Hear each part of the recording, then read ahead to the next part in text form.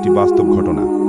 আর আজকের পর্বে আমরা জানব মিরপুরের সেই ভুতুড়ে বিল্ডিংয়ের কথা, যেখানে কোনো পরিবার 1 মাসের বেশি থাকতে পারেনি। এটা কোনো গল্প নয়, এটা সত্যি ঘটনা।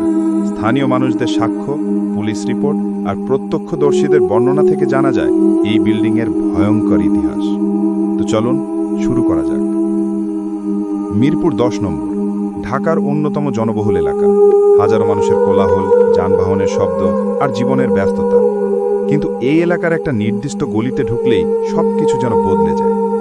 সেখানে দাঁড়িয়ে আছে একটা 5 তলা বিল্ডিং।